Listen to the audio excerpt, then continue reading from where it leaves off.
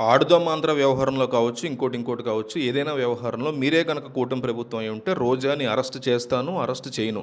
గుండెల మీద చేసుకొని హానెస్ట్‌గా కామెంట్ చేయండి. ఎందుకంటే ఈ కామెంట్ సెక్షన్‌ని మాజీ మంత్రి రోజా ఖచ్చితంగా చదువుతారు. ప్రతి కామెంట్ చదువుతారు కామెంట్ సెక్షన్ ఓపెన్ చేసి. కాబట్టి చెప్తున్నా మిస్ అవ్వకుండా కామెంట్ చేయండి. మీరే గనక కూటమి ప్రభుత్వం అయితే రోజాని అరెస్ట్ చేస్తాను, అరెస్ట్ చేయను. ఈ రెండిట్లో ఒకటి కామెంట్ చేయండి. ఆంధ్రప్రదేశ్ రాజకీయాల్లో ఎప్పుడూ తన ఘాటైనటువంటి వ్యాఖ్యలతో ఒక ఫైర్ బ్రాండ్‌గా రాజకీయాల్లో ఉండేటువంటి మాజీ మంత్రి రోజా ప్రస్తుతం తీవ్రమైన చట్టపరమైనటువంటి చిక్కల్లో ఆమె పడ్డారా అనే మాట వినిపిస్తోంది. గతంలో ఆంధ్రజ్యోతి పత్రిక యొక్క ప్రతిని తగలబెట్టిన వ్యవహారంలో నమోదైన కేసులో పోలీసు విచారణకు ఆమె హాజరు కావాల్సి ఉండగా ఆమె రాకపోవడం, ఈ విచారణకు డుమ్మా కొట్టడం అనేది తీవ్ర చర్చనీయాంశంగా మారింది. సాధారణంగా పోలీసు విచారణకు రానప్పుడు ఒంట్లో బాగాలేదనో, అనారోగ్యమనో, ఇంక ముఖ్యమైన పనులు ఉన్నాయనో ముందుగానే సమాచారం అనేది ఇస్తూ ఉంటారు. పద్ధతిగా నడుస్తూ ఉంటుంది ఎవరైనా.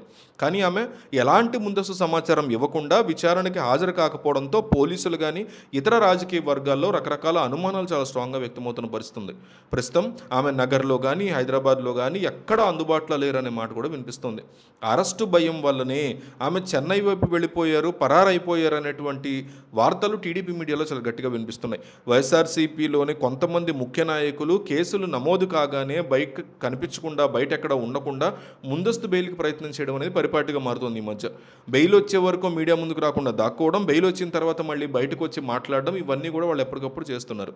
ఇప్పుడు రోజా కూడా అదే దారిలో పయనిస్తూ పరారీలో ఉన్నటువంటి టాక్ మాత్రం చాలా గట్టిగా అయితే వినిపిస్తుంది. పోలీసులు ఆమె కోసం గాలింపు చర్యలు చేపడితే ఎంతో కాలం ఆమె తప్పించుకోవడం సాధ్యం కాదు అని కూడా అందరికీ తెలిసినటువంటి విషయం ఇది. మరోవైపు ఆమె చేసినటువంటి కొన్ని వివాదాస్పద వ్యాఖ్యలు ఆమెకి మరిన్ని కొత్త చిక్కుల్ని తెచ్చిపెట్టాయనే వాళ్ళు కూడా ఉన్నారు. పత్రికల్ని తగలపెట్టడం మాత్రమే కాకుండా ఇతర నాయకుల కుటుంబ సభ్యుల నారా భువనేశ్వరి, బ్రాహ్మణి, అన్నా లెజినోవా వంటి మహిళల్ని ఉద్దేశించి ఆమె గతంలో చేసినటువంటి వ్యాఖ్యలు కూడా ఇప్పుడు మళ్ళీ వివాదాస్పదం అవుతున్నాయి.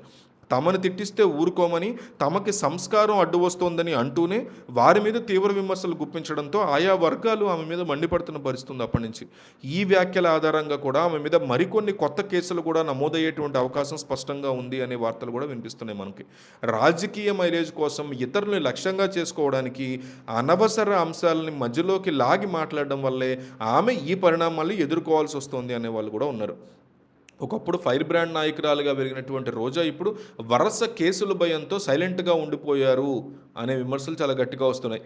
చట్టపరమైన సమస్యలు మాత్రమే కాకుండా ఆమెకి సొంత నియోజకవర్గాల్లో కూడా తీవ్ర వ్యతిరేకత ఆమెకు ఎదురవుతుందనేది కూడా టీడీపీ మీడియా చెప్తున్నమాట.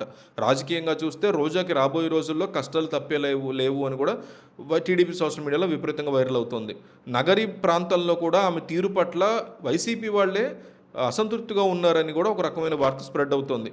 రోజాకి టికెట్ ఇస్తే మేమే ఓడిస్తామని స్వయంగా స్థానికులే తెగేసి చెప్పారనేటువంటి ఒక పుకారు కూడా గట్టిగా వైరల్ చేస్తుంది టీడీపీ మీడియా. మరి దీని గురించి మీ అభిప్రాయం ఏంటనేది కామెంట్ చేయండి.